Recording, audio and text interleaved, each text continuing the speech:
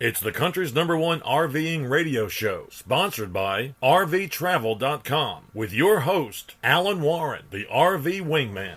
That would be me. All right, so here's the question. Do you like duck? You know, like quack, quack, duck, duck for dinner? I actually ate some duck recently. It was really good. Yes, it was. But what if you had duck for dinner every single night? I'm talking every night. Could you do it? Apparently, our full-time RV and friends, Jerry and Jeani Codrey, did just that for more than 2 weeks from somewhere out on the road in California. They are here to tell us about it. Jerry, Jeani, howdy. How y'all doing? Hey, Alan, we're doing good. How are you? Well, doing great. So before y'all had duck for dinner every night for weeks on end, had you ever had duck like that before? Not that I can remember. All right, so it's not that kind of duck for dinner. What's the story on your feathered friend, Really, Jerry? people don't think we're terrible. We weren't actually, we weren't hunting duck, or I have to make a little joke here, Alan, or even goose. We weren't hunting goose or duck. Goose is shaking his head in the control room over there. So seriously, so you made friends with the campground duck. Tell me about that. It was funny. The first day we were in El Centro, California, hottest place in the world, and we were there for a couple of weeks. But the first night we were there, I walked out to get some coolness of the evening, and there was this duck looking at me.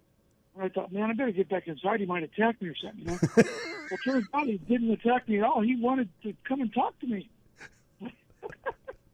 He wanted to be your friend. He was my friend. So I told Jeani, hey, come on, look at this. And she came out, and we were talking to him, and from afar, too, not too close.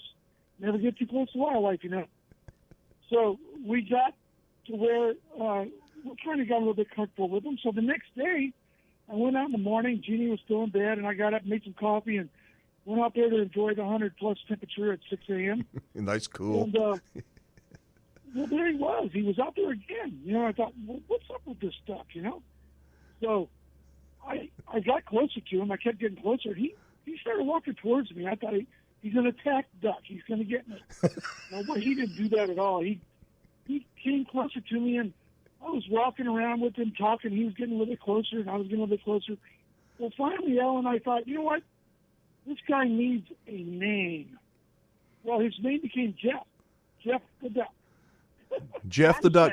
Did he respond to his name, or did you just call him Duck? Well, after a while, he didn't at first, but, he responded to my voice and everything.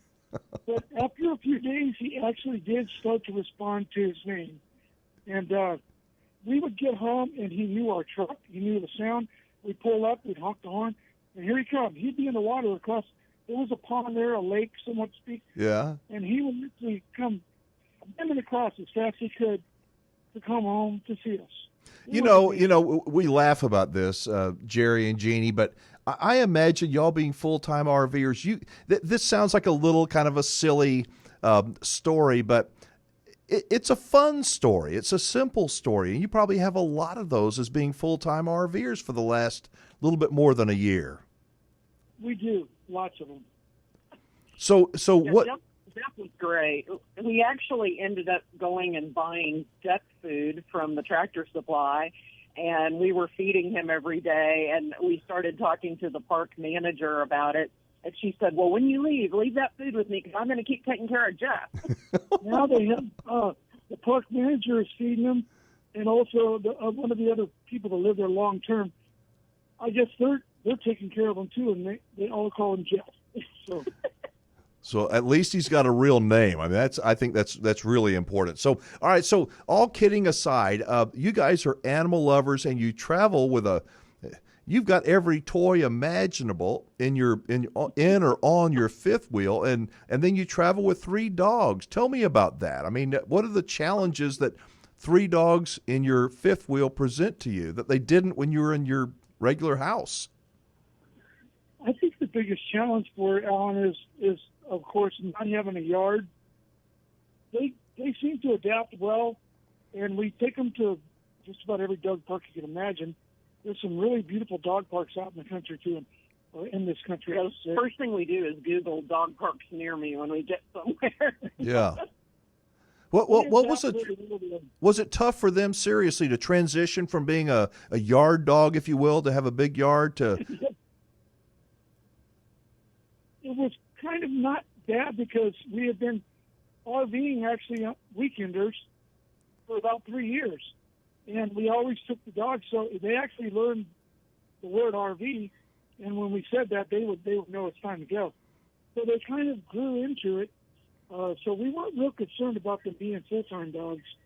Yeah, well, I've met all three of them. They're pretty nice, like their mama and daddy. So tell everybody what you do, because your job, you work on the road, but it allows you to stay in the nicest RV parks in the country for free, and you make a pretty dang good living. Tell us about it. We do. We work for a wonderful company. It's called Southeast Publications, and we found it kind of by an accident, but we go out and we do campground guest guides. And I know everybody's been to a KOA or whatever kind of campground. And when you go there, you check in, they give you this map. So you go park over here, and the hot tub's over here. Just like out at Big Creek, one of the best parks around. And so we produce those maps. We don't produce them. We actually go out in the community, stay for 2 weeks in the park, and we stay in the town we're in, and we go out and we get advertisers to advertise in that guest guide for services, RV dealerships, detailers, things like that. Hardware stores, restaurants, barbecue places, and all that. And you get to stay. I mean, we hosted you guys, and y'all were a blast to have stay with us. But from a campground owner's perspective, it's great because you're knocking on doors, introducing yourselves, saying good things about Big Chief or whatever park you're representing. And so it's a win-win kind of a deal. Now, it's not is it a full-time gig, or you kind of make up your own hours? You make up your own time. You work when you want. You pretty much, they give you a outline of how to do things. They don't just leave you hanging. It's kind of sales, but it's not. Mm-hmm. I'm not a salesman at all myself. I don't like to do that, but the job itself is very pleasant. You get to meet a lot of people.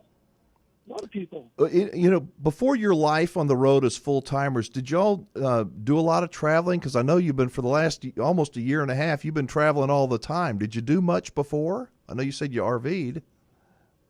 Not as much as we would have liked. We were busy running businesses. I'm a real estate broker, and Jerry owned the landscaping and lawn care business, and we were basically just working to pay for all the stuff, and we, got tired of that. And so we love the fact that we can move around the country. We get to see new places and try new things and meet new people. And I think the friendships that we've made have been the biggest blessing out of it, just because we meet so many interesting people and everybody has been just so kind to us. And you get to be in movies, too. Tell me about that real quick. Oh, we were in a movie? Weren't you in a movie in a railroad car? We were actually not in that movie. Oh, yeah. That was, you know what? That was one of our most funnest experiences we've ever had RVing so far. We were actually on the Polar Express. It was a live reenactment of the Polar Express. So we went to Ely, Nevada, which is 164 miles from anywhere, any direction in northern Nevada, on the middle of nowhere. And every year from Thanksgiving till New Year's, they do a reenactment of the Polar Express. It's the Northern Nevada Railroad. It's a full-scale actual railroad train, and they reenact the Polar Express. And we were there. We were actually talking to them about renewing their advertisement for the KOA in Ely, Nevada. And the people there, we told them where we were from, what we were doing, everything. And we told them, we have a love for trains. So they said, well, how would y'all like to come over and check out the Polar Express? And we said, well, that would be awesome. And then they said, well, you know what else? You can go one step further, and you can go ahead and volunteer on it. Hey, listen, guys, we got to jump for a break. Thank you for telling us about Jeff the Duck, and y'all sound like you're having a blast. We'll catch up again real soon, okay? Thank you. All right, good deal. Thank y'all so much. That's Jerry and Jeani Codrey right there, folks. Hey, do you have an emergency plan for when you're on the road? Do you? We're going to talk about it right after this.